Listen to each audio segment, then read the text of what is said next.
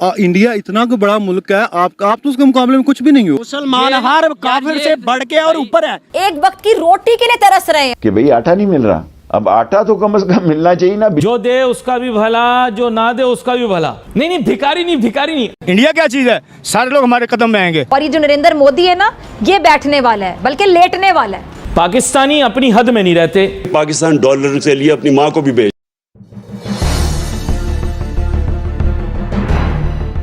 आज अफगानिस्तान की करेंसी मुफ्ता साहब आपसे ज्यादा मजबूत हो गई है। अफगानी जो वजन के हिसाब से मिलते थे रुपए, वो आपके पाकिस्तानी रुपए से ज्यादा स्ट्रांग हो गए हैं। मैं बांग्लादेश और इंडिया की बात नहीं कर रहा। और सबसे खतरनाक चीज कि आगे अब अंधेरा नजर आ रहा है। तो उस्ताद जी वहाँ पे बिजली आती नहीं है, वहाँ पे 15-15, 20-20 घंटे लोग मर रहे हैं गर्मी के ऊपर। आपको पता है पाकिस्तान की कितनी गर्मी है। लोग मर रहे हैं जी, लोगों के पास आटे के पैसे नहीं है, लोगों के पास बच्चों की फीस नहीं है।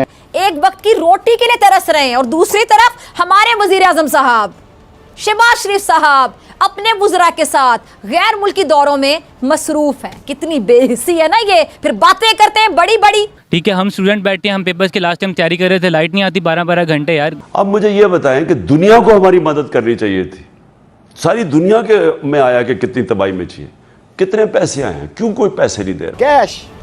कैश किसी ने नहीं दिया। कैश का किल्लत है और कोई हमें पैसे देगा भी नहीं।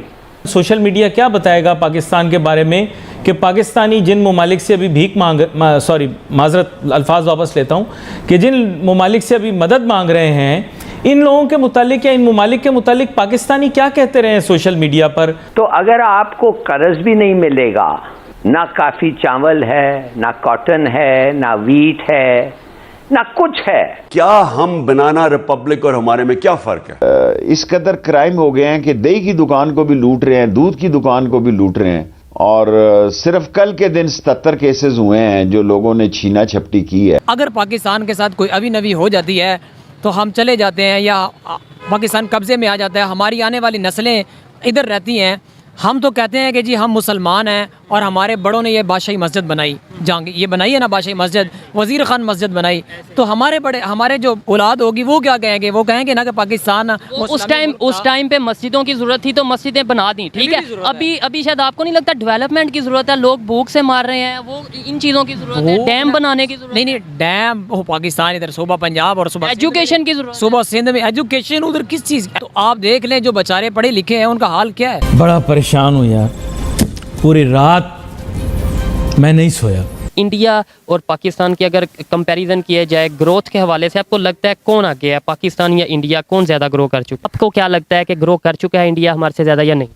कुछ चीज़ों में कर चुका है, कुछ में नहीं कर चुका। अच्छा ठीक है, कुछ चीज़ों में कर चुका है, कुछ में नहीं। जिनमें नहीं किया वो मुझे एक बता देंगे। हमारा एजुकेशन सिस्टम अच्छा है, हमारा एजुकेशन सिस्टम हाँ, उनसे अच्छा है।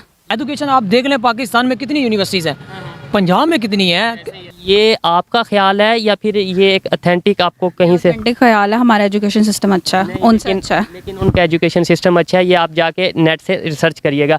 इंडिया इतना को बड़ा मुल्क है, आप तो उसके मुकाबले में कुछ भी नहीं हो। मुसलमान हर काफिर से बढ़ के और ऊपर है। चाचा जी किन्नी दियां गल्लां करदे, कमाल वाली गल है यार। ऐसी थी तैसी इंडिया दी कमाल। तू मैनू आप एजेंट लगना पे। नहीं ऐसी बात नहीं है, मेरी बात सुने। आपसे अब ये पूछ रहा हूँ कि पाकिस्तान कैसे ग्रो कर सकता है, आप मुझे इसका आंसर करें। गवर्नमेंट में अल्लाह से दुआ करें कि हमें कोई मोदी जैसा मिल जाए। देखिए मोदी फिलहाल मुसलमानों के लिए बड़ा बुरा लगता है हमें, जो भी है, लेकिन आप हमारी मीडिया ने एक माइंडसेट हमारी मीडिया ने किया, लेकिन अगर आप इंडिया के लिहाज से देखें तो वो एक हीरो है। जैसे दुनिया मान रही है, तुर्की का जो सदर है तैयब उर्दगान, लोग उसे पूछते हैं, और इसी तरह इंडिया में नरेंद्र मोदी है। क्लास यार, उन्हें अपने मुल्क के लिए, अपने लोगों के लिए क्या क्या कुछ नहीं उस शख्स ने किया, क्या क्या कुछ नहीं करके दिखा रहा। इकानमी दुनिया की 5वीं बड़ी इकानमी बन, सर वो कहाँ से कहाँ ले गए अपने मुल्क को। आप यकीन करें कि जो अगर मुझे कहना दो फर्क क्या है, क्यों वो ऊपर हैं क्यों हम नीचे हैं, दो क्या चीजें हैं। एक वहां का रूल ऑफ लॉ है, कोई कानून से ऊपर नहीं है। और भाई मुल्क के बारे में सोचो मेरे भाई, सिर्फ इस मुल्क के बारे में सोचो, इसे ऊपर कैसे लेके जाना है, या बिजली कैसे पूरी करनी है, या आटा कैसे पूरा करना है, या टमाटर कैसे पूरे करने हैं। 300-400 रुपए किलो टमाटर पहुंच गया है, प्याज का यही हाल है। मुल्क आगे ही बैठ चुका है और आप IMF की रिपोर्ट पढ़ लें, वर्ल्ड बैंक की रिपोर्ट पढ़ लें, और वो तो साफ कह रहा है कि ये कोलैप्स हो रहे हैं। IMF, ADB और वो वर्ल्ड बैंक मिला लें, वो ज़्यादा से ज़्यादा हम $7 अरब ये अब आ जाएगा, तो बाकी पैसा किधर से आना है?